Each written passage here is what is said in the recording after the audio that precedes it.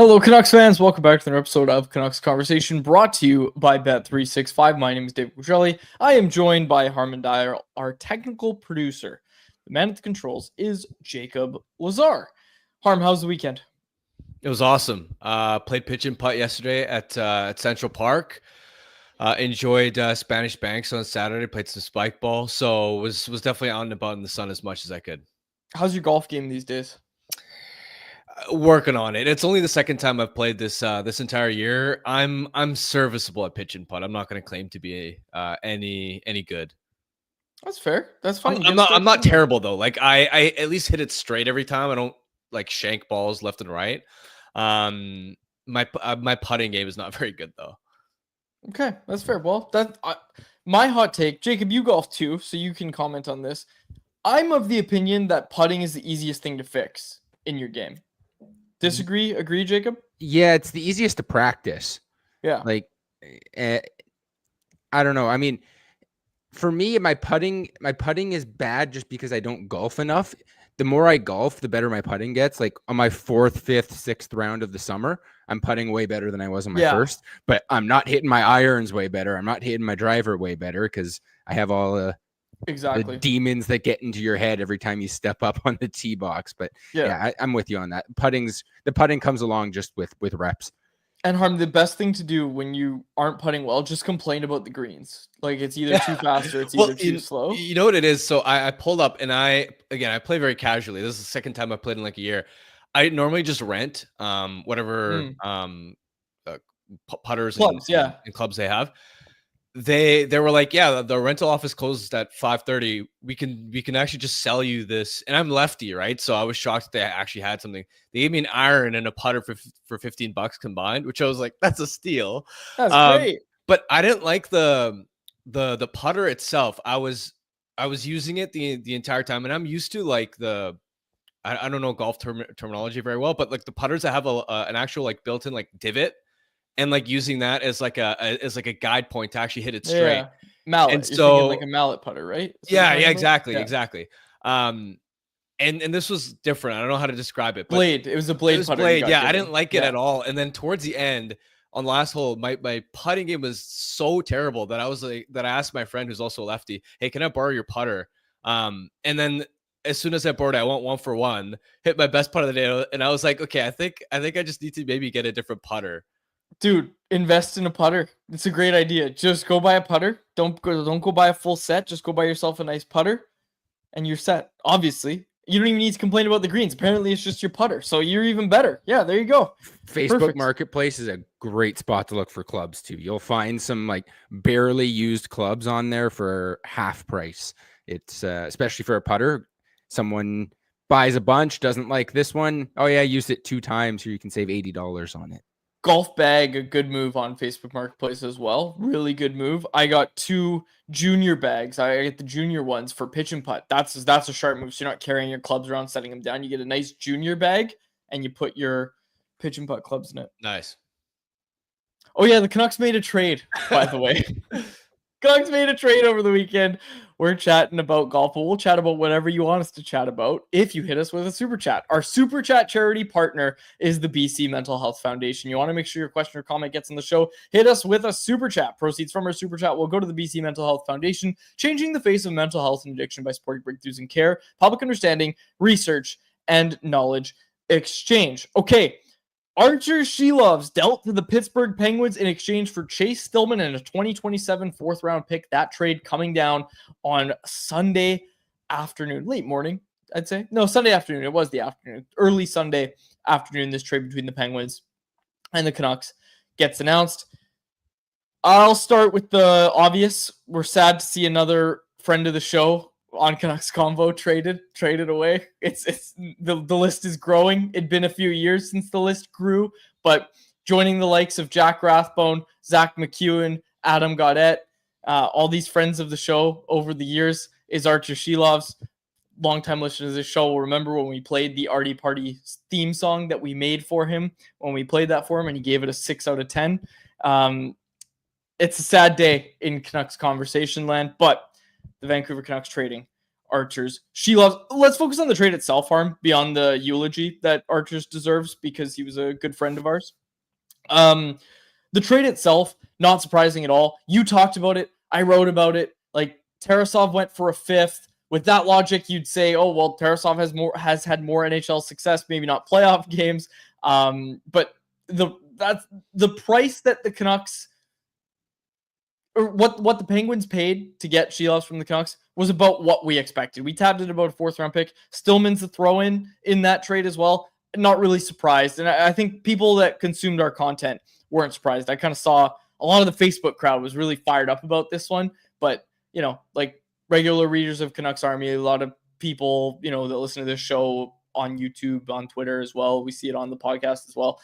They didn't seem very surprised by this trade. Yeah, I was trying to bang the drum as loud as I could in the lead up to this discussion and possibility of Silovs getting traded, that goaltenders at the best of times aren't worth a lot. And Silovs has a lot of potential, but he's unproven at the NHL level, and especially the circumstance the Canucks are in, where opposing teams know that the Canucks have to deal him because they were otherwise going to be at risk of losing him on waivers for nothing in the fall. So I expected the return to be in and around this range. And yeah, if you're just tuning in and you had forgotten what happened earlier in the season, you're just hyped up about he was the AHL playoff MVP, 931 save percentage, you'd think, oh, that's a little bit of an underwhelming return. But to me, this is perfectly fair. It's market value. Overall, it kind of reminds me of the Vasily Podkolzin trade from a year ago, where the organization didn't see a path for the player making the NHL roster and didn't want to risk losing him for nothing on waivers. The return, it's fine. It's nothing spectacular, but it is ultimately around market value. Now, at the end of the day, the Canucks needed to trade Silovs. And you just laid it out. The waivers, we just talked about it. Rutherford kind of opened the door for it. Alvin certainly opened the door for a trade, trying to prepare fans a little bit. They needed to trade him, but I think there is a bigger conversation to be had here, because the people that are actually upset about the trade beyond just, I don't understand how waivers works and that sort of thing, there are people who understand why they had to make the trade. And yes, I just said they had to make the trade, that are still upset about it, because the Canucks did force themselves to make this trade, basically. They chose to extend Thatcher Demko. They chose to extend Kevin Lankinen. If one of those things doesn't happen, Arturs Silovs is probably still a Canuck today. Now, it comes down to risk mitigation, right? Like, yes, they had to do it, but the why of why they had to do it. Would you rather have taken a not so great return for Thatcher Demko on the trade market and rode with Lankinen and Silovs? If you can sit there and say, yes, absolutely, then hey, you have your opinion. I would disagree with that. Can you sit there and say, trade Lankinen before the NMC kicks in, and forgetting all about how bad of a look that would be for the organization to sign a player to an extension, and then right before the no move clause kicks in, we're going to trade you away. Looking past that, can you sit there and say, yeah, I actually would have been fine if the Canucks went with Demko, who a lot of people still don't know about the health of how's he going to be this season? I'm one of the people that thinks he's going to have a healthy year, but you're unsure, right? You can't say that with any sort of guarantee that he's going to be 100% healthy. Can you sit there and say I would have been okay with a Demko-Silovs tandem? If you're of the opinion that this team needs to go get Gavin McKenna and do everything in their power, maybe you're having those opinions. But really, like, they did have to make this move. So again, we can have the conversation of why they had to make the move and how they put themselves in that position. But I just wanted to kind of give that context of, yes, they had to make the trade because of decisions they made, but also, like, I'm not going to sit here and pretend like I was up in arms when they extended Kevin Lankinen. I'm not going to pretend to sit here and say I wasn't one of the people saying, yeah, extend Demko this summer. This was going to be the aftermath of it all. This is what we were expecting. Yeah, I don't think you could ever be confident trading away one of Demko or Lankinen just because Arturs Silovs had a terrific AHL playoff run. Because again, we've seen him go on these dominant heaters in May in previous seasons and have it not translate the following year, right? 2023 for Team Latvia, he was the tournament MVP at the Men's World Championships. And then the 2023-24 regular season in the AHL, he was solid but unspectacular, right? Yep. The 2024 Stanley Cup playoffs, he comes in and out of nowhere emerges as as a sort of savior for them after Demko and DeSmith had gotten hurt, and everybody thought expectations were really high for Silovs heading into last season. Everybody had him tabbed as, all right, opening night starter, and then he was practically unplayable at the NHL level. So you couldn't go in, especially even the scenario you laid out around, if you had Demko and Silovs as your tandem and dealt, let's say, a Kevin Lankinen, even if you assume Thatcher Demko is healthy, we know at this point that you have to manage his workload, and you can't give him more than, let's say, 50 starts. So whoever was going to be the backup for Thatcher Demko, you need to be comfortable with that goaltender and confident with him potentially playing 30 plus games, 30 to 40. And you feel really confident about Lankinen being able to succeed in that role. With Silovs, what if he came back next season and still couldn't fix his ability to stop point shots through traffic? Yeah. Which, by the way, opposing teams have sort of caught the book on, where they know that that's the weakness in his game. So it's all about risk and percentages. And look, there's a world where Silovs breaks out next season and has success in Pittsburgh. But sitting here right now, I think the Canucks made the right decision. Yep, I agree with you. I absolutely agree with you. Let's get some chat reaction here. Charlie said, I feel like we processed the Silovs trade as a group months ago. That's very true. LC250 said this: Silovs cost us the playoffs. We could have gotten a few more points and made the playoffs if he were better. He was the reason why our offseason is so long. I don't pin it all on Arturs Silovs, but yes, certainly the Canucks could have gotten some more points against teams, not just named the Chicago Blackhawks, if Silovs were a little bit better. This one about the return, this is from S. Little Boston, who said, if Stillman can live up, Chase Stillman, of course, yes, brother of Riley Stillman, if Stillman can live up to even 50% of his original draft expectations, he might make the big club. The Canucks are light on the right side. Let's break down the return to this trade, Harm. Obviously, like I said, 2027 fourth round pick, but Chase Stillman, an interesting one for the sole reason of 29th overall pick in the 2022 NHL draft. I'll give you this comp, okay? Are you ready for my comp, my Chase Stillman comp? What is it? They got less skilled Danila Klimovich. Okay, expand, please. Drafted too high. Okay. Should have been drafted where he was. Dylan Klimovich, second round pick. Chase Stillman, first round pick, 29th overall. Okay. Drafted too high and has basically has an AHL future, but a tool in his game where you say, oh, maybe, and it's one tool. And for Stillman, it's just the defensive ability. Like, everything you're hearing about Chase Stillman is that he might be able to become a bottom six guy. He's not going to put up points. For Klimovich, the tool is the shot, which we saw in the Calder Cup playoffs. But that's my Chase Stillman comp, is less skilled than Danila Klimovich. Sure, I'll be honest. 12 points in 65 AHL games this past season. Please, Canucks fans, do not get your hopes up too high. I'm not going to completely write him off, but don't let the draft pedigree fool you. And it's not just this past season either, right? Even going back to the OHL. So he's drafted in 2021. He spent 2 additional years in the Ontario Hockey League, didn't crack the point per game mark as a forward. And here's the thing too, is even though we're projecting him as a sort of defensive guy, even defensive guys who end up making an NHL impact tend to be huge point producers in junior. Like Curtis Lazar, for example, is a replacement level fourth line defensive guy. Dude tore up junior. Like, he was an electric goal scorer. If I pull up some of Curtis Lazar's, because that's what you're buddy, you don't have to remind anyone on this show about how good Curtis Lazar was in junior. 2013, 2014, 1 year after being drafted, he had 41 goals in 58 games, 76 points, right? So the point being, even if your goal is to be this defensive-minded fourth liner, typically you have, like, it is so hard to get to the point of being an NHL player that it should be apparent in junior and even at the AHL level that you're head and shoulders above the competition in every respect. Because that's how cutthroat the NHL is. Now, I will say this to play devil's advocate a bit. Curtis Lazar's a guy, and you talk about this with him. Obviously, he was in Vancouver for a couple of years. He's the guy that changed his game to become that bottom six guy.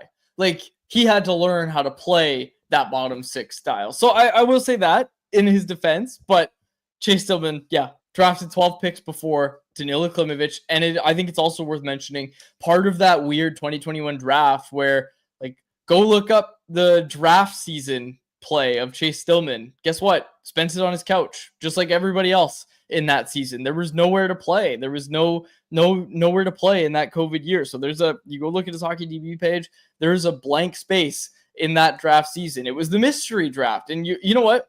One day we're going to look back on that draft and really look at just how hard it was to figure out who was going to play, like who was really going to hit in that draft. I think there's going to be some guys, later on that were taken later in the draft that you're just going to look at and say like, oh, okay, like they should have been drafted a lot higher. And it is just a weird draft. That whole draft class is definitely a really weird one. But those guys didn't play that year. So I think that's absolutely worth mentioning. Those guys just didn't have a place to play. So he's an add-on in the trade. Like, I don't think anybody should be looking at it under the scope of anything else. Could he be a bottom six guy? Maybe. He's probably going to go to the AHL. Let's see what he can do down in Abbotsford under the watch of Manny Malhotra. We'll see. But I don't think we need to spend more time talking about Chase Stillman. Anything else you want to say about the Silovs trade? I mean, the bigger picture with Silovs, first of all, I'm also curious to get your take because you're more of a goaltending guy than I am about whether you think he'll actually be able to figure it out at the NHL level. I'll say this from the Penguins' perspective. I would love to roll the dice on Silovs for a fourth round pick. Yes. I mean, hey, there's a chance he plays a few games in the NHL and still hasn't learned that ability to fight through screens and traffic at the NHL level, and teams have just keep ruthlessly exposing that weakness. But I'll take that risk for a fourth round pick. Most fourth round picks don't pan out at the NHL level anyway, and you've got a goaltender who's 24 years old, and if he can solve that part of his game, he has the raw tools in terms of his athleticism, how well he takes away the bottom half of the net. He was also such a strange and fascinating goaltender to watch, where I'm not sure I can remember another example of a goaltender where even when he was sort of like struggling at the big league level this past season, I felt really comfortable when opposing teams would have grade A scoring chances, especially down low. I would feel more comfortable watching Silovs face grade A chances than I was. Like, you'd get nervous when the puck would get passed back to the point thinking, oh boy, something bad could happen here. I've never had that with a goaltender before. Just like watching a goaltender where it's like puck gets moved into the slot and you're like, yeah, he's probably going to save this one. Meanwhile, puck moves from the low to high, just like low danger kind of sequence unfolding. But you see, all right, there's a guy or two in front and you are bracing for something bad to happen. That is obviously going to make or break whether he finds NHL success. I like the bet for the Penguins because of the athleticism and because, he's got clutch, big game pedigree. But I'm curious whether you think he can actually solve that part of his game. Yeah, I do. It's something that he should be able to solve because, like, it comes down to tracking the puck, right? And that's something you just said he does well. Like, he does do that well. So, yeah, he should be able to figure it out. Now, actually, I shouldn't say should. Is it possible? Yes, it's possible. But this is a great bet. This is a great bet for the Penguins. And there's people in the chat, many chats right now. Everyone seems to be saying this. Dylan McDonald said, I'm not convinced Silovs doesn't end up on waivers in Pittsburgh unless Jari's traded. I'll say this, okay? Like, people need to look at these depth charts and figure out where guys slot in, because Joel Blomqvist hasn't taken the steps that the Penguins hoped that he would. Now, Joel Blomqvist, another guy that the Canucks were very interested in the year that he was drafted. Again, Penguins took him 52nd overall in the second round of the 2020 draft, but he has not hit the way that they were expecting him to. Remember, Tristan Jarry hit waivers last year, so there's that as well. But I'm sorry, there's no way that it needs to be a Jarry trade for Silovs to not be the guy that ends up waivers. I don't think the Penguins would put Silovs on waivers. I think Silovs is basically, I don't want to say guaranteed because you got to earn everything in the NHL, but Silovs is going to be on the Penguins NHL roster opening night. Blomqvist is waiver exempt. Look, I think that's a really important part of the equation. If Blomqvist isn't ready, again, I think he had like an 885 save percentage last year in the AHL. If he's not ready come training camp, then you have Jari and you have Silovs. And now you've got this other young goaltender in Silovs, who I think is only a year older than Blomqvist is. You've got this other young goaltender now applying some pressure to Blomqvist in camp, whereas right now it was basically, okay, Blomqvist, you're going to be the NHL backup. There's nobody else on that Pittsburgh depth chart. There's not. They have that guy from Sweden. Hold on, what's his name? Philip Larson. Yeah, Philip Larson. They have a guy from Sweden. Excuse me, and Philip Larson. But again, he's going to be an AHL guy. Like, he's not going to get claimed. He's not really part of the equation, if you ask me. So I look at it and say, it's not Silovs that's going to hit waivers. It's obviously not Blomqvist that's going to hit waivers because he's exempt for next season. It's going to be all three of these goaltenders, Jari, Silovs, Blomqvist, come into camp, fight for your spot. And guess what? If Jari sucks, he's going to get sent down, and it's going to be Blomqvist and Silovs, a young tandem at the NHL level. I don't think the Penguins would have any problem with that if Jari comes in and isn't someone that they believe in. I don't think they're going to trade Tristan Jari. I really don't. I think that would actually be kind of dumb of the Penguins to trade Tristan Jari. Yeah, I wouldn't do that if I were the Penguins. But Silovs is going to get games. I think he's going to play in the NHL right from the start of the year. And it's going to apply some pressure to Joel. Not even pressure. It's actually, look at it this way, positively. It's a safety net for Joel Blomqvist. Like, he doesn't have to come in and be the guy. He doesn't have to ride pine. He can go play a ton of games in the AHL. He doesn't have to go sit and do nothing or, play every 5 or 6 games. He gets to go be the guy in the AHL. I actually really like this for the Penguins for that reason. I think it's a really sharp roll of the dice. It gives you some flexibility. It leaves you to make a lot of different decisions. There's a lot of different paths that they could go down. I'm interested to see how the Penguins' defensive environment impacts Silovs. And what I mean by that is the Penguins last season were one of the worst defensive teams in the NHL. Mm-hmm. They bleed rush chances like pretty much nobody else in the NHL. Maybe you could throw the New York Rangers into that conversation. They're going to love Silovs then. Yes, but there's when you're doing it against NHL teams, and you got, like, I know Silovs has been great defending the stopping rush chances at the AHL level, but it's a lot different. Stanley Cup playoffs, he did it against the Oilers, dude. Yeah, but such a small sample size in that playoff run. Not to mention, okay, sure. Not to mention, like, the overall point is, like, when you got elite talent coming at you, it's a lot different when it's, I don't know, you're turning a puck over and it's Jack Hughes because you're playing in the Metro Division coming down at you with Jesper Bratt on a 2-on-1 because, I don't know, if Evgeny Malkin turned a puck over at the offensive blue line and is too slow to back check. If you're facing a barrage of those quality of chances, like, that's going to be really tough. And let's not forget, even when the Canucks were playing the Oilers in that playoff series, that was like peak Rick Tocchet, sort of like, yes, the Oilers are going to create chances because they're the Oilers, but the Canucks were still relatively structured defensively. Yes, they were better than really the Penguins. Defensive team. Yes, they were better than the Penguins. But yeah, like, this is the thing.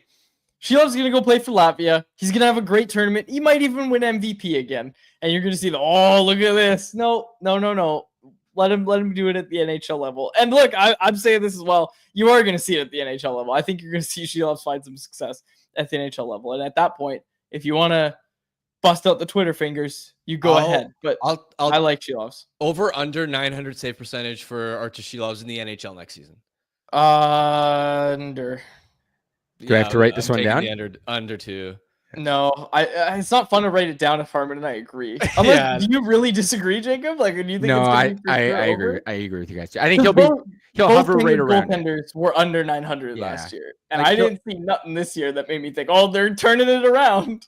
But I mean, like, the whole 900 thing as the benchmark, with everything you guys just talked about, if he has like an 898 in that environment in Pittsburgh, you probably look at that and say you're happy with an 898, in my opinion. I'll say this. I saw this on Twitter and I forgot who it was that said it, so I apologize for not being able to give credit, but I think you guys will both like this one. Dubas Masterclass. He either just confirmed that they're going to get a hot goaltender that rides them to the playoffs in one of Sid's final years, or he just guaranteed that they're getting Gavin McKenna. It's one or the other with Silovs. Yeah, that's pretty funny. It's a good one. I liked it. Okay, let's get to our poll question. Either of you, anything else you want to say about the Silovs trade? No, I mean, I'm just gonna miss the memories. Like, I understand why Canucks fans are sad. I think it's like it's fine to be sad as a Canucks fan while also acknowledging that the Canucks probably did the right thing here. That playoff run, like him stepping in, at a time when it had been so long that the Vancouver Canucks I'm talking about, not the most recent Calder Cup, it had been so long since we'd seen playoff hockey in Vancouver, and to have a situation where Demko and DeSmith go down, your top two goaltenders, it would have been so easy for your third string, young, inexperienced goaltender to come in and just completely blow you that series. And it wouldn't even be his fault because it's unfair to throw him into that kind of pressure cooker environment. And the fact that he stepped into that Nashville series and he outdueled UC Saros through those remaining 3 games. He won 2 of those 3 starts. He had a .938 save percentage in that Nashville series. The game 6 28 save shutout to clinch the series. I mean, like that's you're always going to hold on to memories like that because Canucks rarely in recent history have had special playoff moments. And then of course the Calder Cup, you know, the run this past spring too. Of course, there's an emotional attachment that fans have to the player, and it's at least nice that he's going to a team in Pittsburgh where you can root for his success as opposed to if they had dealt him to say Edmonton the way they did. Yeah, totally. That's funny. Yeah, that's a good point. That's a good point to make. Let's see how fans feel about it. Let's get to our poll question, which is a presentation of our friends over at Greta, which by now you know is a great spot to watch the big game. But did you know it's an even better spot for your upcoming part of your event? If you need a venue for a team building or summer social event, check out Greta. They've got the street food menu, they've got the arcade, and of course, they've got the bar. It's always a fun time with plenty of options. Make Greta your spot for your next event. For more info and to book your event, go to gretabar.com. Greta Bar YVR, 50 West Cordova Street is the address. Let the games begin. All right, our poll question. Pull it up, Jacob. How do you feel, or are you happy with the return the Canucks got in the Arturs Silovs trade? 61% of voters say yes. 39% say no. We're both with yes. I think you know they had to make this trade at the end of the day, but we thought they were going to get a 4th round pick. They get a throw in Chase Stillman. I think they did fine here. Yeah, they did well to get more than the Blue Jackets did for Tarasov. 4th round pick, you'll take it. It's not spectacular, but that's the market value for a goaltender that has potential but hasn't proven himself at the NHL level yet. Yeah, exactly. All right, it's time. It's time to play the feud. Quads, just for future reference, you need to give me a little bit more runway. Well, you know what's coming. I know, but I had to bring the poll up on. I had to post the poll into the YouTube chat. Oh, give me another YouTube chat? I do. I always post it into the YouTube chat. Okay, as Jacob gets that in order. I'm ready now. You can segue now and we'll be good. All right. I'll bring it up for anyone else. All right. Take it away, technical producer Jacob Lazar.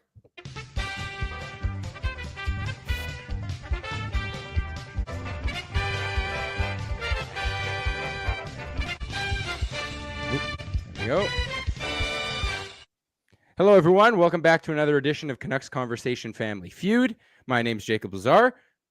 You guys won last week, Quads. That's why we're playing today, because you're not going to be here for our next show on Thursday. It's going to be Harmon with Irf, and we agreed, hey, we're only going to play Monday or Tuesday, whatever day we did our show, if you guys won last week, because, you know, you got to stroke that ego a little bit. That's okay. Right. We understand. For those of you who are new or haven't watched Feud for a while, whoever goes first is going to have 25 seconds on the clock. His time will begin when I finish reading the first question. Can't think of a response, say pass. We'll come back to it at the end. Also, for anyone watching or listening, the new survey isn't ready yet, but on Thursday's show when Irf is in with Harmon, we'll have a new survey. You guys can fill it out then. So, and then I'll be back Tuesday next week. And then, yeah, we'll probably play. Well, we might play again Thursday. There might be a little bit of a break between family feuds. We'll see if you guys are going into that break on a win streak or not. All right, who's going first? Harm, what do you want to do? I'll go first. It's always funny when you go second. Is that what we For did last time? entertainment? Yeah, that's what we did last time. All right. It's all For you. entertainment purposes, I think we owe it to the viewers to have you go second. I like Sure. it, Harm. I like it a Sure, lot. Sure. All right. So Quads, I need you to take those AirPods out or mute your laptop or do whatever you need to do. All right, Harmon, 25 seconds on the clock. Your time will begin when I finish reading this first question. Are you ready to go? Yep. Name an NHL team whose geographic name isn't the city that they play in.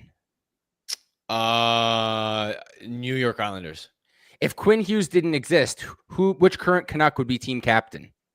Elias Pettersson. Which ex-Canuck in the league do you still wish was on the team? Jared McCann. How many more trades or signings will the Canucks make before their first game? 1. How many individual or team trophies will the Canucks win this season? 1. 1. Got it. All right, flag Quads down. I'll tally up your score.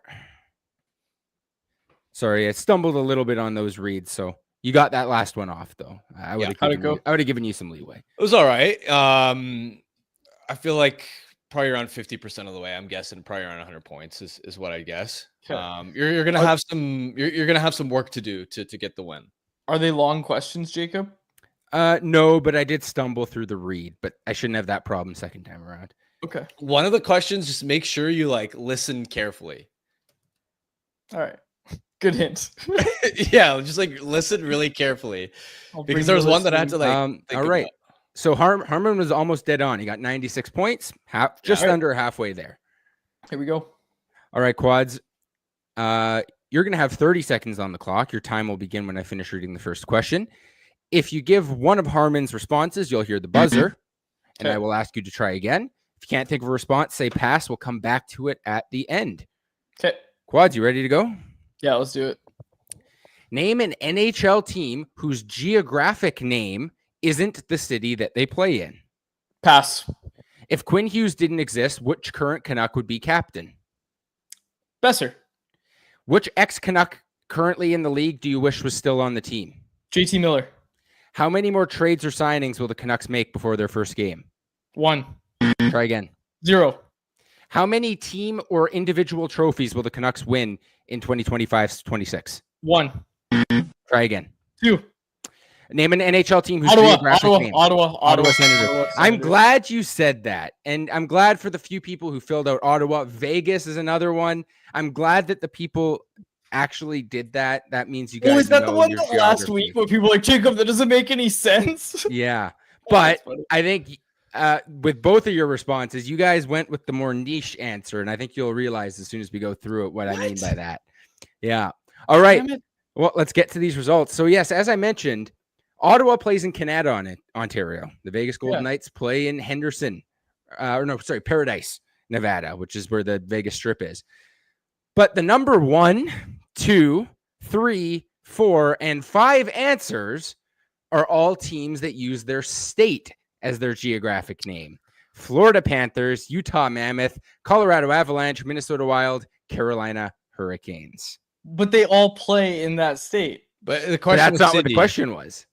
The question was, name an NHL team whose geographic name isn't the city they play in.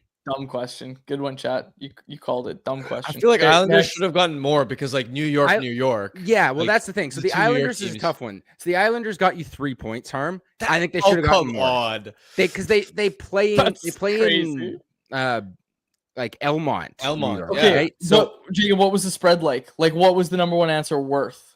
33 points for the Florida Panthers. Number 2? Wow. 21 points for the Utah Mammoth. All right, just go. Next question. The Ottawa Senators got you 5 points, by the way, Quads. That was the number 6 answer. That was the first non-state as the answer. And then Vegas and the Islanders had a few as well. Okay, if Quinn Hughes didn't exist, which current Canuck would be captain? Harm, you got the number 2 answer in Elias Pettersson. Quads, you got the number 3 answer in Brock Besser. 17 points there, 23 for Pettersson. Tyler Myers, the overwhelming number 1 answer. Oh my gosh. Okay. 42 points for Tyler Myers. Come on. Are you kidding me? Can you imagine a ceremony where the Canucks are like, all right, our next captain Okay, no, imagine this. They Imagine would this. not have a captain. That's actually the right answer. Yeah, exactly. Some people did answer that. Some people said there wouldn't be, or I'm picking this person, but they wouldn't have one. And one person said Thatcher Demko. The Canucks have tried that, and it didn't go well. So no goalies. Which ex-Canuck currently still in the league do you wish was still on the team? Neither of you guys got the number 1. Harm, you said Jared McCann. That's number 5 answer. It's a good answer. Quad, is Zadorov number 1? No, Zadorov is way down the list. People are over that. Okay. If we did this 365 days ago, Zadorov would have been number 1 by a landslide. Quads, you said JT Miller.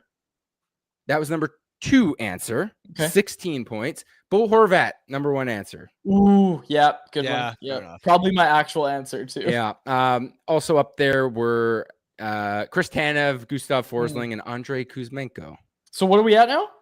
You guys are at 134 with 2 questions to go. All right, here we go. Buckle up. You also fumbled one of the other ones, saying answered they're gonna get 2 major awards. I was hoping you would do 0. Read the question, Jacob. How many more trades and signings will Canucks make before their first game? Now, all these submissions were done before the Silovs trade. So, damn it. Okay. You have to keep that in mind, right? So I did not. Everyone who said 1, including both of you guys, that 1 trade has just happened. That was the Silovs trade. So that was 25 points for Harm. Quads, did you come back with 2? I think I said 0. I'm pretty sure I said 0. Yeah, it's tough. 2 would have been the number 1 overall answer. None only gets you 8 points. What was 2 worth? 43 points. Oh no, I did say 2. Okay. I'll either have to listen back to that. No, I didn't actually. No, I did not. Yeah. But if I did, that's tough. Again, that's tough because both of you guys, in theory, said 2 because the Silovs trade happened and you said 1 more. That's true. Good thinking, Jacob. Okay, so we need 20 points on this final one. No, well, you need 58 points. How many team or individual trophies will the Canucks win in 2025-26? Harmon, you got the number 1 answer with just 1, and I'm assuming most people would say it's the Quinn Hughes Norris Trophy as probably the front runner. Quads, for this one, you said 2. So you got them flipped. You said none when you should have said 2, and you said 2 when you should have said none. 2 got you 22 points. You guys get to 164, so it is a loss. What was 0 worth? 0 was the number 2 answer worth 30 points. Damn it. Anyway. Survey. Okay, people, stop giving Jacob shit in the chat. People are like, bad survey. Jacob couldn't have known that they were going to trade Silovs on a Sunday afternoon. Yeah.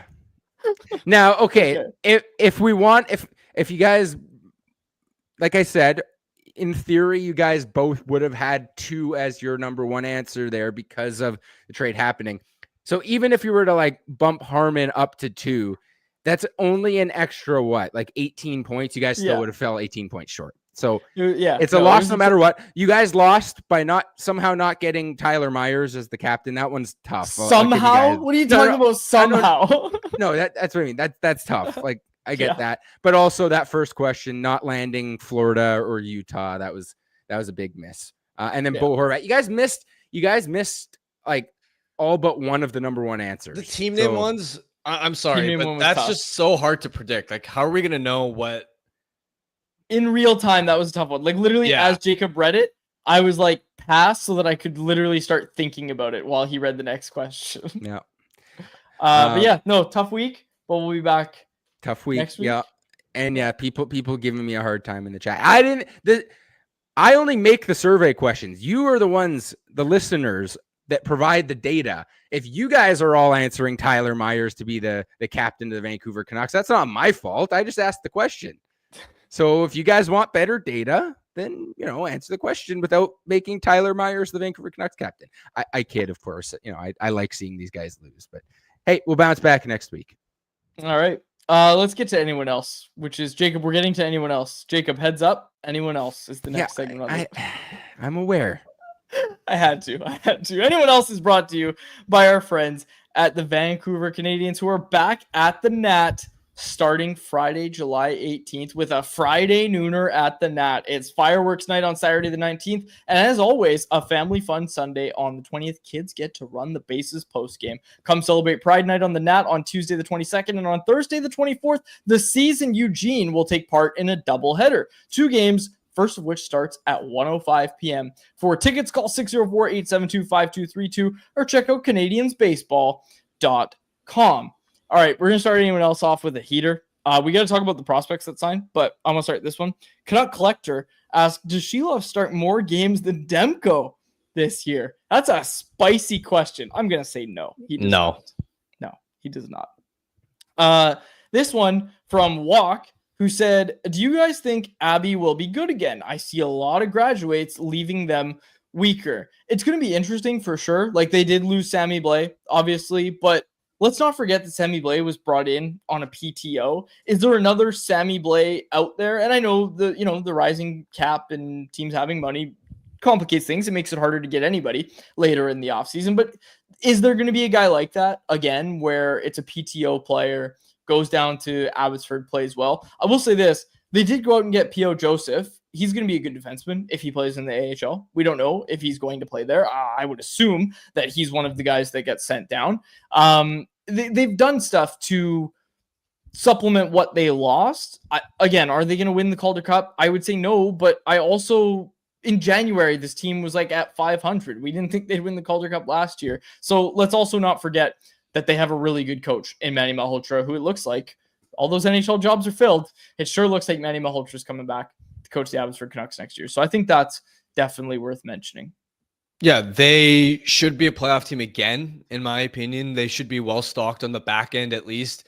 They've always had an abundance of quality defensemen, even after sort of cutting bait with a guy like Cole McWard. Kudratsev's still going to be down there. He's only going to get better. You'd imagine that one of Mancini or Willander could be down in the AHL to start the season. Plus a lot of your like Brisebois, Wu tier defensemen are back. So the back end is still going to be a major strength. Up front, you lost Blais, you lost PDG, who was a really important contributor. You could see Carlson graduate. You could see Lecker-Mackey graduate. You're probably going to see Ratu graduate, who for sure. He didn't factor into the playoff run, but he was impactful in the regular season. So you're going to be weaker up front for sure. And obviously in net, this is the interesting part where Silovs was only fine in the regular season. Like him and Tolopilo were basically playing at the same level in the regular season. If you're strictly looking at regular season Abbotsford Canucks, Tolopilo is going to be back. And so there isn't going to be that drop off. What Silovs had a 908 in the AHL last season. It's the playoffs where, all right, he was your best player and had a 931 and had 5 shutouts, where, all right, that's where, come playoff time, you're really going to miss his big game ability to turn it up and play at an elite level. Without Silovs there for the playoffs, I think it'll be much harder for them to make a deep run, but I still think they have enough ingredients, especially in the back end, to be a playoff team next season. Let's also not forget they added some of these more expensive AHL players, right? Yeah. Let's remember that the Abbotsford Canucks are a destination for guys who are free agents, have had a cup of coffee in the NHL, and are looking for some stability where they can live, they can bring their families. Joel Labate, Mackenzie McEachern, and then obviously we mentioned P.O. Joseph as well. But those are significant signings for the Abbotsford Canucks, not for the Vancouver Canucks, but those are significant signings for the Abbotsford Canucks. Those are good AHL players. Those are your new PDGs. That's who you're replacing when you make those signings. And it is worth mentioning that, the Abbotsford Canucks have absolutely become a destination, not only for the geographical reason, although I do think that's really the biggest reason, but also Abbotsford's known for having a good culture. I know that. Just talking to guys, Abbotsford is definitely known for that, and people want to be a part of it. Anytime you win, they want to be a part of it, right? So it is worth mentioning that they did replace some of those guys. I wanted to quickly touch on this. I'm writing about it right now at Canucks Army, just an updated look at the Canucks depth chart, because we had a question about who's the third string goaltender for the Canucks now, because obviously it was Arturs Silovs before. Now, it is clearly Nikita Tolopilo. There's no real conversation in my mind. It's not Yuri Patera. It's not Ty Young just yet. But, if an injury occurs to Lankinen or Demko, and they need a goaltender, Tolopilo is your guy. Tolopilo put up solid numbers, like you said last year, put up similar numbers to Silovs at the AHL level. He got that one game. He played 2 games? No, he started 1 game. Excuse me. I just pulled up his DB. But anyways, he's played in those 2 games at the end of the year. He got his first career win against the San Jose Sharks, and he's going to be the guy. Like, he's going to be your third string guy. He's going to be splitting starts with Ty Young down in Abbotsford. I look at the Abbotsford crease like this. Whatever number of starts Tolopilo gets is the number that Ty Young should get, and then Yuri Patera can have starts sprinkled in. It's kind of like when Silovs, Micah DiPietro, and Spencer Martin were sharing a crease. That's basically how the split was. Spencer Martin didn't play for the first 2 months of the season. They needed a guy in Vancouver. He was the most experienced guy. He went up, he played. But like, Yuri Patera is pretty clearly the third string AHL guy, if you ask me. I don't think Ty Young should go back to the ECHL. I think he's shown he can play in that league. He also had 11 games in the AHL where he posted a 904. If for whatever reason Ty Young isn't able to continue to build on that progression, and he's clearly outmatched at the AHL level, yeah, he can go back to the ECHL, and then Patera can get his starts. But to me, I look at it and say, right now, it's a Tolopilo, it's a Young split between those 2 guys, and then whatever's left over, Patera can have. Not to diminish Yuri Patera or his role or anything like that. You're smiling. Poor Yuri Patera. Guy went into training camp as the front runner to be the backup because they hadn't signed Lankinen yet, and because Demko wasn't ready. He wasn't even really training with much intensity at the time. There was no timeline for when he was going to return. He's probably thinking, "Oh, I've got an NHL roster spot available for me right here." And then you and I were at training camp. Dude got, and in fairness to him, it wasn't just him; it was all the goaltenders. Oh, Dylan Ferguson. I mean, even Silovs, they all got lit up, but Patera especially. Oh man. And it took like 2 days for Patrick Alvin and Jim Rutherford watching in the stands to be like, yeah, we gotta up our offer slightly for Kevin Lankinen and make sure we get this guy, because we can't have we can't have Patera. Like, they were gonna have a Silovs Patera tandem. All right. And they didn't end up having that, and they're not going to have that in the AHL. I stand by it. I think I'm right. Like, I think I'm right. It should be a Tolopilo. You have to prioritize your young goaltenders. You have to. Like, you can't. Yeah. Anyways, I don't think we need to continue bashing Yuri Patera.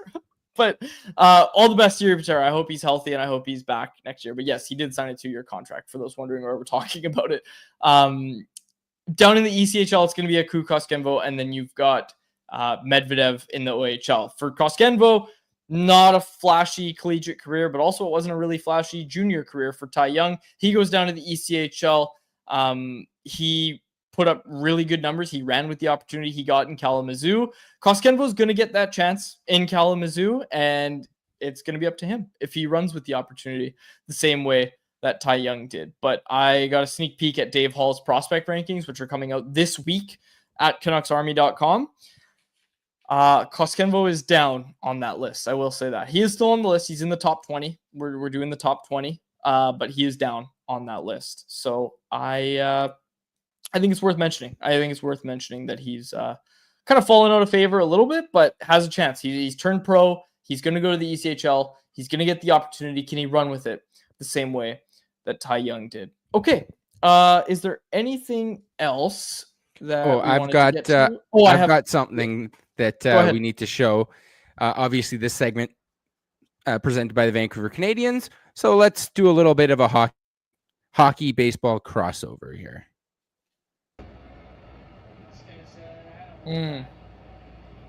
That is former Vancouver Canuck Ryan Kesler throwing back a Cal Raleigh Grand Slam ball at the Mariners-Tigers game over the weekend. Quads, your thoughts? We were talking about aura last week, and I texted this to you both, I think, where I understood what aura meant when everybody's running to the ball, everybody's like freaking out trying to catch it, and then Ryan Kesler, who was taller than most of the people in that crowd, just like calmly reaches out and one-hands it. Looks like he didn't even really want the ball. He was just like, I guess I'll catch it since I'm better than everybody else. I'll catch that ball. He catches the ball, and then he tosses it back. Now I know what the word aura means. I get it now. Perfect example. Yeah. No notes. Like, nothing else to say other than big dumpers going to the home run derby tonight.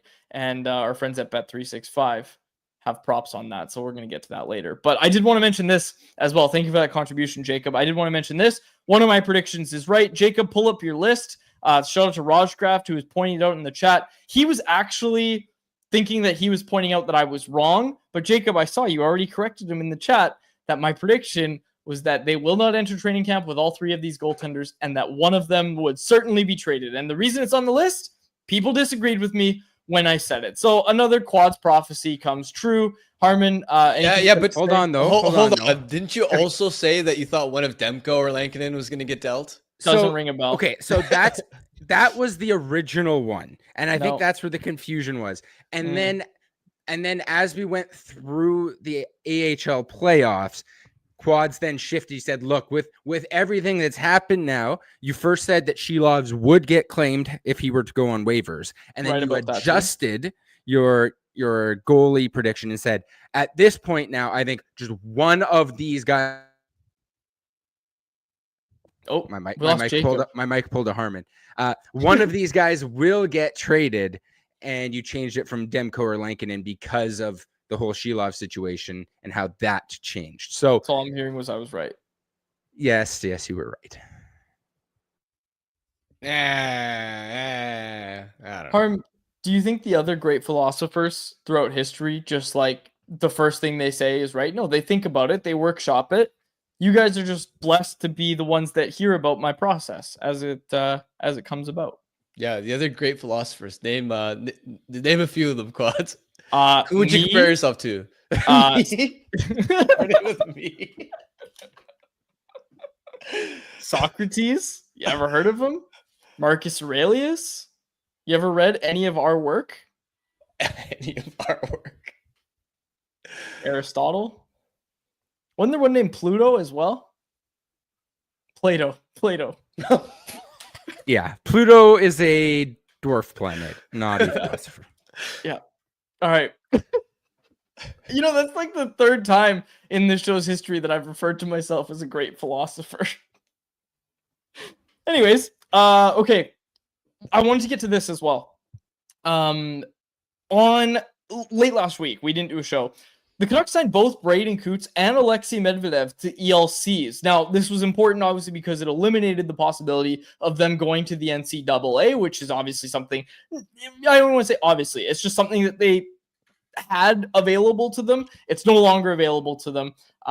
It eliminates that possibility. Now, the really interesting wrinkle for me on this, Harm, is that Rule 21 of the new CBA, we wrote about this over the weekend at CA, it states that the NHL will reopen its agreement with the CHL to seek to eliminate the mandatory return rule for 19-year-old players. The NHL will seek to limit NHL clubs to loaning no more than one 19-year-old player per year to the AHL without the requirement of first offering such player to his junior club. So right now, that's the reason you don't see 19-year-olds in the AHL. The age is 20, where you can send a player down without needing the consent of the junior club. And especially now with how the CHL is getting decimated with these guys, these top talent leaving for the NCAA, they would never agree to have their top talent leave the league and go play in the AHL. It wouldn't happen. So with the new CBA, it looks like, at least when this kicks in 26-27, that we will see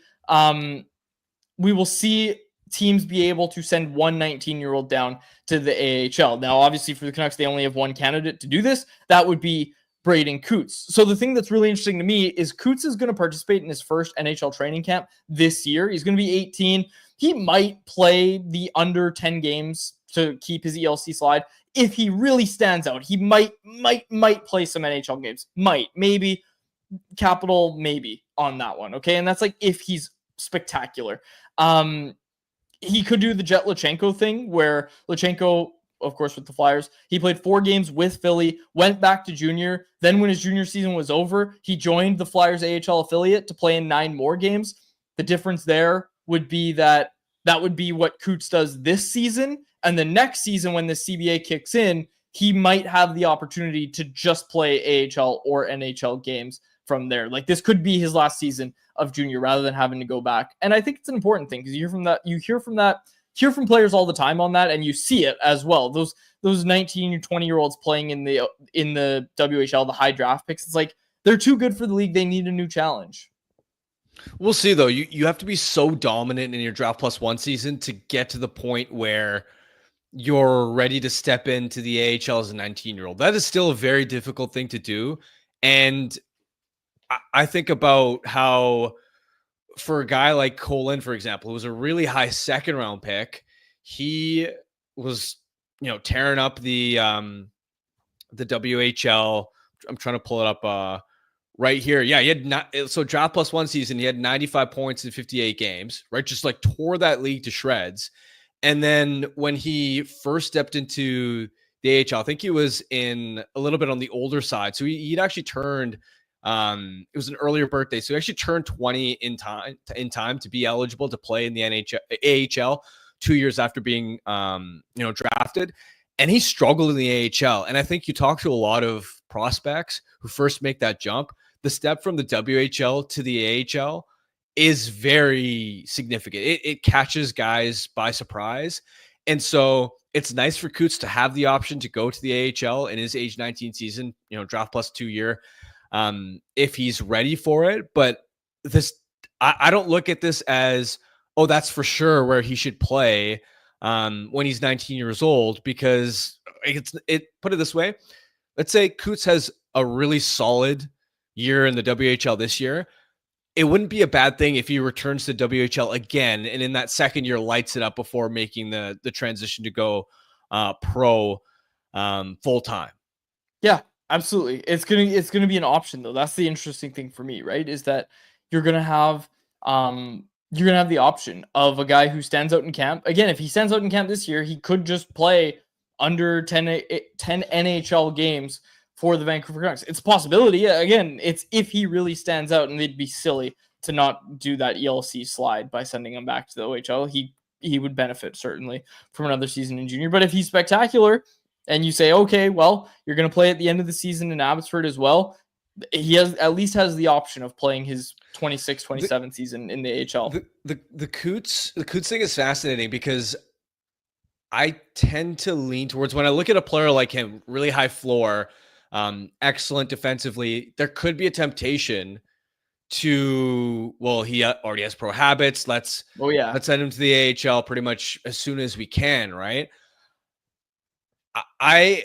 When I look at a prospect like him, I want him to have the opportunity to develop the offensive side of his game as much as possible, and if he can, sort of raise the ceiling of what he could be to where, maybe he projects closer to being a second line center rather than the third line center moving forward. And so I don't think it's bad if, he goes back for, that second year in junior and he gets the opportunity to, you build your confidence, you play first line, first power play, you pile up these ridiculous point totals. It gives you a launching pad so that when you're making that step to the AHL, you're like really ready for it, especially from a physical standpoint, because Coots is 5'11". For him to play that like dogged, checking center type role, you also wonder if physically he's going to be ready for that jump at 19 years old, because the AHL can be more physical than the NHL even sometimes. So that's something that I'm kind of keeping in mind, because I think of a guy like, Vasily Podkolzin, right? It's not just for prospect development, just play in the best league you can. The opportunity matters a lot too, where you look at Podkolzin in the KHL, he got that opportunity really early, in large part because he was physically kind of ready for it, but he never got the opportunity to sort of be a star on that KHL team. He had limited minutes, and you could see it stunted his growth offensively to where he became too safe of a player, and he never really developed the offensive side of his game to where he actually hit that offensive ceiling. I think about Danila Klimovich was a player that, because he came over from Europe, he was eligible to go to the AHL right away. And I remember this was an interesting decision where they opted to send him, straight there rather than the queue. And I remember chatting with Ryan Johnson at the time and did a story about that, where I think their thought process was they looked at him and went, he's built like a truck. Like he's going to handle the physical side of the game really well. And we want him to develop like pro habits to his game, because Klimovich was like, he's got all these raw tools, but he needs to learn how to play within a team, learn the defensive side of the game.